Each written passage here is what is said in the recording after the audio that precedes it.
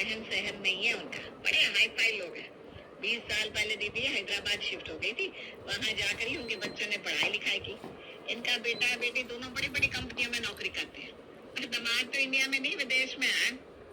क्या बात कर रही है माँ जी, हमारे विदेश में रहने वाले रिश्तेदार भी है, मुझे तो पता ही नहीं था। अरे तुझे कहाँ पता होगा, तेरी शादी में जीजी आई नहीं थी ना, उनके बच्चों की शादी में हम नहीं पहुँच पाए थे। लेकिन माँ जी ऐसा क्यों किया आपने, कम से कम शादी में तो आप लोगों को जाना चाहिए था। अरे बेटा क्या बताया, हैदराबाद यहाँ से दूर भी बहुत है ना, एरोप्लेन का टिकट कराने का तुम्हारे ससुर जी के पास पैसा नहीं था, और ट्रेन में 3 दिन का सफर करके जाने की हमारे अंदर हिम्मत नहीं थी। हमारे बच्चे छोटे छोटे थे ना उस समय, मोन्टो का हाई स्कूल का एग्जाम था। बस परिस्थितियाँ कुछ ऐसी बनी कि हम चाह कर भी पहुंच नहीं पाए। जीजी से मिले भी बरसों बीत गए, लेकिन फिर भी जीजी के लिए प्यार मेरा आज भी वैसा का वैसा बना हुआ है। वो तो होना ही है माँ जी, अपनी चाहे जितने भी दूर रहे, अपने परिवार के दिल से थोड़ी ना दूर हो सकते। हाँ बहू, पता नहीं कब मिलना होगा। बस शुक्र है ये फेसबुक का, जो इसकी मेहरबानी से सबका हाल चाल फोटो सब दिखती रहती है, वरना इतने सालों में तो शक्ल तक भूल जाए इंसान। बहू मीनाक्षी को अब सास कमला अक्सर अपनी बड़ी जीजी की अमीरी और महानता के किस्से सुनाती, जिसे सुनकर बेचारी मीनाक्षी के कान पड़ गए थे। एक दिन, अरे मीनाक्षी सुन तो जरा, याद है मैंने तुझे बताया था हैदराबाद में मेरी बड़ी जीजी रहती है। लो, फिर से रिविजन कराने के लिए बुला लिया। हाँ माँ जी याद है मुझे, हैदराबाद में आपकी दीदी रहती है, 20 साल पहले हैदराबाद चली गई थी, उनके 2 बच्चे हैं, सब बहुत हाई फाई पढ़े लिखे हैं, लाखों रुपए में पैसे कमाते हैं, सब सुन चुकी हूँ। और कोई नई बात हो तो बताइए ना। नालायक, खबरदार जो तुमने उसके बारे में एक भी शब्द कहा। अरे जीजी क्या है, मेरी आधी माँ है, समझ ले। बचपन में मुझे गोद में खिलाया उन्होंने। अरे माँ जी मैं कहाँ कुछ गलत बोल रही हूँ, मैं तो बस ये पूछ रही हूँ कि ऐसी क्या खास बात है जिसके लिए आपने मुझे ऐसे चिल्ला चिल्ला कर बुलाया। अरे बेटा मेरी खुशी का कोई ठिकाना नहीं है। या भगवान, मुझे तो अभी भी यकीन नहीं हो रहा कि ये सब सपना है कि सच है। अरे तुझे पता है भी फोन आया था। माँ जी आपका कौन बनेगा करोड़पति में जाने का नंबर तो नहीं लग गया। अब समझ में आया, तभी आप फोन सुनने के बाद ऐसी खुशी की मारे बावली हुई जा रही है। माँ जी अब आपको घर गृहस्थी के कामों की चिंता करने की कोई जरूरत नहीं है। आप तो बस सुबह से लेकर रात तक सिर्फ किताबें खोलकर उससे अपना दिमाग खपाइए। मैं कह रही हूँ 10 करोड़ नासी 10-20 लाख तो जीत कर ले ही आइए। अरे हमारी गरीबी तो इतनी नहीं दूर हो जाएगी। अरे चुप कर नालायक, पैसों की भूखी रहा कर तू, किसी की पूरी बात सुननी नहीं है, अपना राग या लपना है। तेरी बातें सुनकर मेरी सारी खुशी हवा हो गई। अब तो जा यहाँ से, मैं तुझे कुछ नहीं बताने वाली। ऐसे क्यों कर रही है, बताइए ना। फिर क्या बात है, अब आप इतना उछल रही थी तो मुझे यही लगा कि शायद 10-20 लाख रुपए मिलने वाले हैं और इसीलिए इतनी खुशी से बावली हुई जा रही हैं। अरे तो 10 लाख का पीछे छोड़ ना, मेरी जिद्दी आ रही है। कौन सी जिद्दी, मुझे भी पुरवानी।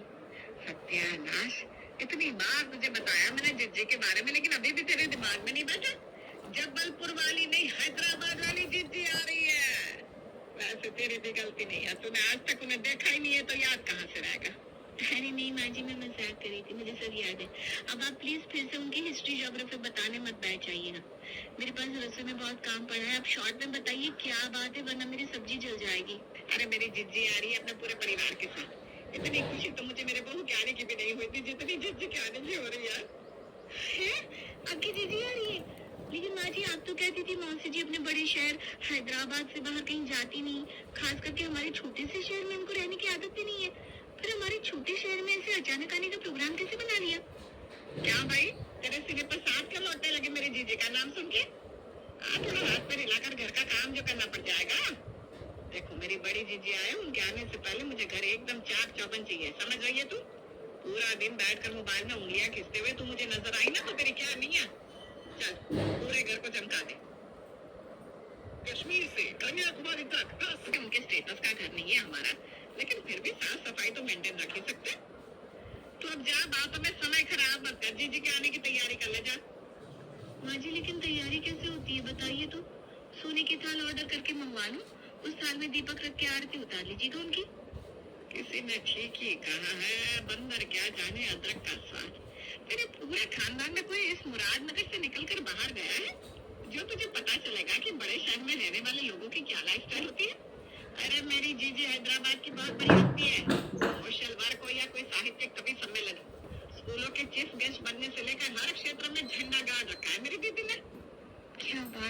माँ जी, मौसी जी इतनी बड़ी सेलिब्रिटी है क्या? लेकिन फिर भी आपको देखकर मुझे यकीन नहीं हो रहा कि आपकी बहन इतनी खास हो सकती है। कहाँ आप, कहाँ मौसी जी? हाँ, आपको तो गली का कुत्ता भी पहचानने से इनकार कर देता है। देखा है ना, आप जब भी साड़ी पहन के घर से बाहर निकलती है, कॉलोनी के कुत्ते आपको दौड़ा लेते हैं। हाँ तो हो गई है बहू, जब मुंह खोलेगी तब बकवास ही करेगी। मैं कहती हूँ तू तैयारी में लगेगी कि नहीं? हाँ माँ जी, मैंने कब इनकार किया? मैं सामान की लिस्ट बना देती हूँ, आप मंगवा लीजिए। और वैसे भी मैंने सुना है बड़े बड़े अमीर लोग हम लोगों की तरह ज्यादा पूरी पराठा नहीं खाते, वो तो बस सलाद और सूप ही लेते। ये मेहमानों के घर आने पर पूरी पराठा शाही पनीर खिलाना, ये सब हमारे जैसे मिडिल क्लास लोगों की सोच है। इसलिए मैं सोच रही हूँ माँ जी, मौसी जी के आने की खुशी में ना मैं भी 2-3 तरह के बढ़िया अंग्रेजी स्टाइल के सलाद बनाना सीख लेती हूँ, और सूप भी। ज्यादा अंग्रेज बनकर मत दिखा, तो वही सब बना लेना। और सुन, मेहमानों के सामने नाक मत कटा देना। अरे जीवन भर में पहली बार मेरी जीजी आ रही है और तू ऐसे खातिरदारी करेगी उनके, ये कच्चे खीरे और गाजर खिलाकर। माँ जी मुझे क्या है, मैं तो बना दूंगी मटर पनीर। लेकिन मैं तो जो कह रही थी ना, आपके फायदे के लिए कह रही थी। सास को गुस्से में अपनी तरफ घूरते देख बहू मीनाक्षी चुपचाप रसोई की तरफ निकल जाती है। अच्छी मुसीबत आ गई, सासू माँ की बहन को वीआईपी ट्रीटमेंट दो। मुझे समझ में नहीं आ रहा, वो हमारे घर माजी से मिलने आ रही है या फिर हमारे घर की साफ सफाई का इंस्पेक्शन करने। बड़े लोग हैं तो कौन सा 10 दिन रुकेंगे हमारे 3 कमरे के घर में? जरूर होटल में कमरा बुक कराया होगा। खैर सासू माँ के आदेश को टालना तो संभव नहीं था, इसलिए बहू जोर शोर से मौसी जी के आने की तैयारी में लग जाती है। मौसी के आने वाले दिन, अरे मीनाक्षी, ये माधव कहाँ रह गया? इसे बोला था ना एयरपोर्ट से मौसी को लेकर आने के लिए। माँ जी मैंने सवेरे ही बता दिया था, अब आप ही बताइए, मैं घर के काम देखूं या आपके बेटे को हर आधे घंटे में याद दिलाऊं मौसी जी को लेने एयरपोर्ट जाना है? अरे हाँ भाई याद है, बस निकल रहा हूँ मैं। माधव को मौसी जी को लेने के लिए गए हुए 1 घंटा हो गया था, लेकिन अभी तक ना मौसी जी घर आई थी ना माधव। तभी घर के बाहर टैक्सी रुकने की आवाज आती है। मीनाक्षी दौड़कर दरवाजे की ओर देखती है। माँ जी दरवाजे पर टैक्सी आकर रुकी है, लेकिन माधव तो अपनी गाड़ी लेकर गए थे ना। अगर मौसी जी टैक्सी में आई है तो वो कहाँ रह गया? अरे निकम्मा है एक नंबर का, मुझे तो लगता है कि एयरपोर्ट पहुंच ही नहीं पाया होगा। बेचारी जीजी खुद ही टैक्सी लेकर आ गई। फिलहाल तो स्वागत कर जीजी का, मैं फोन लगाती हूँ माधव को। अरे भाई कमला, कैसे अनपढ़ टैक्सी वाले हैं तुम्हारे यहाँ? इसे ऑनलाइन बैंकिंग ट्रांसफर आता नहीं, कब से बहस किए जा रहा है। चल रहा तो 560 रुपए दे दे, इसके मुंह पर मार कर दफा करो इसे। हाँ जीजी रुको, अभी देती हूँ, आप अंदर चलो, इससे मैं निपटती हूँ। ये ले तेरे किराए के पैसे।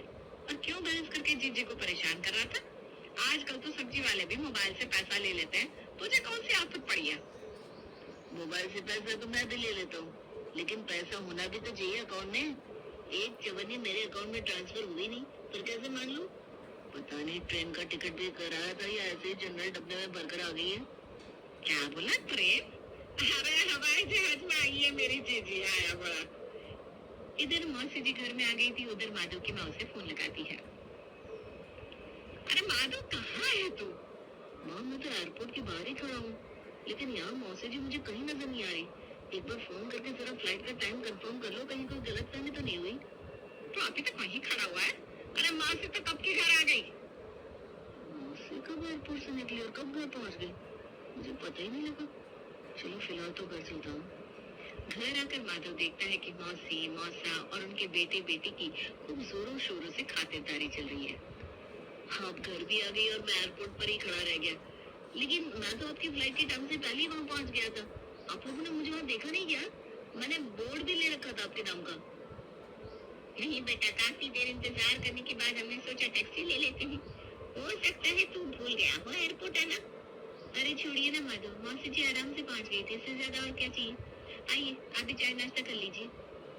बेटा देख, नाश्ता तो तूने बहुत बढ़िया बना लिया, अब ऐसा करना खाने में ना ज्यादा वैरायटी मत बनाना, हल्का खाना खाने से पेट को आराम मिलता है। मैं भी माँ जी को यही समझा रही थी। चुप कर, जहाँ देखो तब बीच में बोलने लगती है। अरे तेरा बस चले ना तो तू रोज खिचड़ी खिलाकर ही काम चला ले। अरे नहीं कमला, बात तो बहुत ठीक कह रही है। बहू तुम ऐसा करना, रात के खाने के लिए बस दाल मखनी, मटर पुलाव, काजू खीर और मलाई कोफ्ता रख देना। मम्मी रायता भी बोल दो ना, थोड़ा आसान हो जाता है पूछने में। हाँ बेटा चल, रायता भी रख लेना।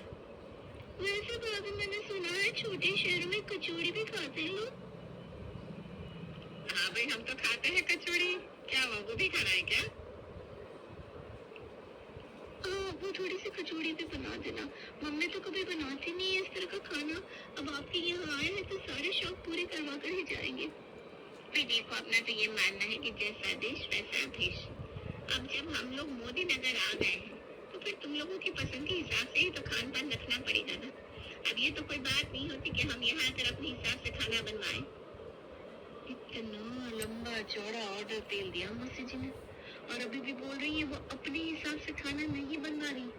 अरे भाई मुझे तो ये समझ में नहीं आ रहा कि रह क्या गया जो ये मुझसे नहीं बनवा रही है। 4 दिन की डिश तो एक ही दिन के डिनर में बता दी। अरे बाबा रे इतना खाना तो मैं 4 दिन में भी नहीं बनाती जितना इन्होंने सिर्फ आज में बनाने को कह दिया है। माँ जी जरा रसोई में आइए ना, आपसे कुछ जरूरी बात करनी है। अब क्या हो गया बहू? पता है मुझे काम चोरी का बहाना याद हो गया होगा तुझे। ऐसा है माँ जी कोई काम चोरी का बहाना याद नहीं आया। मैंने आपको ये बताने के लिए बुलाया है कि सुबह 6 बजे से एक टांग पर खड़े होकर आपकी प्यारी बहन के लिए ये तरह तरह के व्यंजन तैयार किए थे मैंने। लेकिन मौसी जी ने तो फिर से एक लंबी सी लिस्ट पकड़ा दी। अब ऐसा है मेरी तो दर्द के मारे कमर टूट रही है। अब आप रसोई में आकर थोड़ा काम में हाथ लगाइए वरना भूल जाइए कि मैं ये शाही भोज पकाने वाली हूँ। अरे 1000 बार कहा था इसने कम में माधव को कोई हट्टी कट्टी गांव की लड़की लिया। शहर के लड़कियों के यही ड्रामा होते हैं। थोड़ी देर काम कर लेती है और उनका उई अम्मा मैं तो टूट के बिखर गई शुरू हो जाता है। पूरे 3 घंटे दोनों सास बहू की कमर तोड़ मेहनत के बाद आखिरकार डिनर बनकर तैयार हो जाता है। डिनर के बाद मुझे आज तो गहरी नींद आने वाली है। मुझे पूरा दिन काम कर करके थक कर चूर हो गई हूँ मैं। हाँ भाई थकान तो मुझे भी बहुत हो गई है। अरे बहू कहाँ भाग रही है इतनी जल्दी? मौसी जी वो इन्हें सुबह ऑफिस जल्दी जाना होता है ना, इसलिए अपने रूम में सोने जा रही हूँ। ये लो भाई हम इतना दूर से तुम्हारे साथ समय बिताने के लिए आए हैं और तुम्हें सोने की पड़ी है। अभी एक कप कॉफी भी तो बाकी है। अच्छा चलिए ठीक है अब आपकी इच्छा है तो बना देती हूँ। कॉफी का इंतजार करते हुए दोनों बहनें बैठकर आपस में बातें करने लगती हैं और बहू मीनाक्षी गर्मा गर्म कॉफी बनाकर सबके आगे कॉफी का कप रख देती है। जैसे ही मीनाक्षी धीरे से अपने कमरे की ओर जाने लगती है मौसी जी की बेटी उसे आवाज लगाती है। भाभी कॉफी बनाने से पहले आप एक बार चाय से पूछ लेती। मैं सिर्फ कोल्ड कॉफी पीती हूँ, मेरे लिए कोल्ड कॉफी बना दो प्लीज। कोल्ड कॉफी के लिए तो घर में बर्फ नहीं है, सॉरी आज तो नहीं बन पाएगी।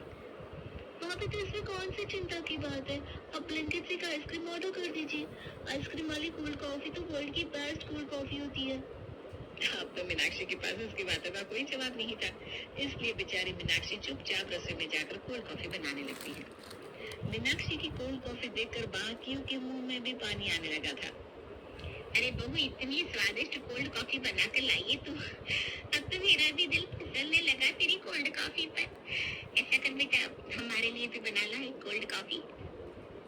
अरे यार ये लोग क्या अकाल पीड़ित प्रदेश में आए हैं, एक के बाद एक खाने की फरमाइश करते जा रहे हैं। अरे कल का सवेरा नहीं होगा क्या? जो खाना है कल सवेरे खा लेना। लेकिन नहीं, इन्हें तो रात के 12 बजे सारी फरमाइश पूरी करवानी है।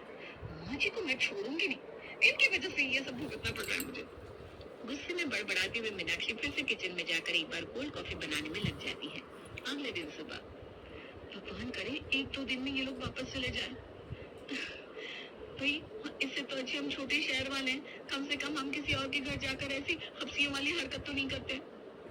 अगला दिन एक नई खबर के साथ आया था और वो खबर ये थी कि आज मौसी जी का दामाद भी कमला के यहाँ आने वाला था।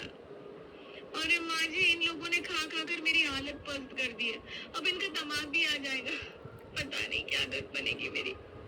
शाम होते होते मौसी जी का दामाद राजीव भी उनके घर पहुंच गया था और ये कहने की बात तो बिल्कुल भी नहीं है कि दामाद बाबू भी बिल्कुल अपनी सासू माँ के जैसे ही थे। घर पर आते ही उन्होंने भी बहाना बनाकर टैक्सी के पैसे माधव से मांगे और उसके बाद एक के बाद एक खाने की फरमाइश शुरू कर दी। माँ जी मैं बता रही हूँ अगर 2 दिन से ज्यादा ये लोग हमारे घर रुके ना तो फिर आप नई बहू ढूंढ लेना, क्योंकि मुझसे इन लोगों की चाकरी नहीं होने वाली। अरे बहू कैसे बात कर रही है तू क्या चाह रही है? तेरी काम चोरी की वजह से अपनी बहन से रिश्ता तोड़ लूं मैं? नहीं माँ जी, मैंने कब कहा आप अपनी बहन से रिश्ता तोड़ लीजिए।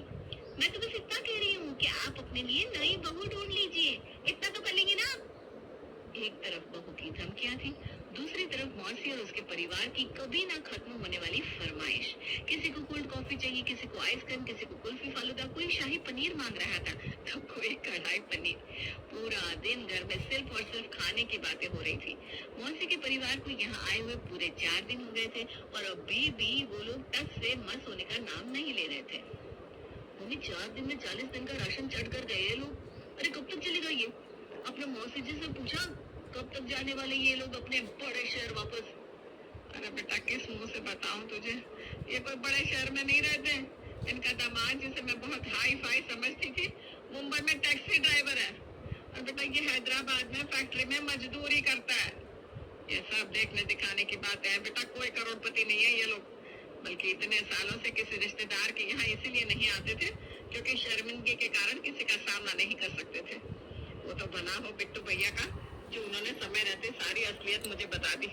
पिछले साल ये लोग उनके घर पहुंच गए थे और फिर 15 दिन तक ऐसे ही आतंक मचाया था। तो आपके कहने का मतलब क्या है?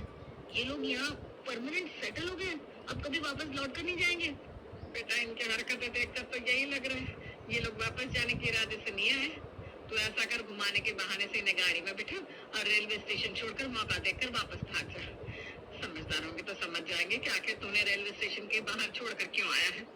बस फिर क्या था, उपाय थोड़ा मुश्किल जरूर था, लेकिन माधव ने भी अब मौसी और उसके परिवार के भुक्खड़ लोगों से पीछा छुड़ाने का प्रण ले लिया था। इसलिए वो सबको घुमाने के बहाने गाड़ी में बिठाता है और रेलवे स्टेशन के बाहर छोड़कर वापस भाग आता है। और इस तरह मौसी के परिवार से कबला को छुटकारा मिल ही जाता है।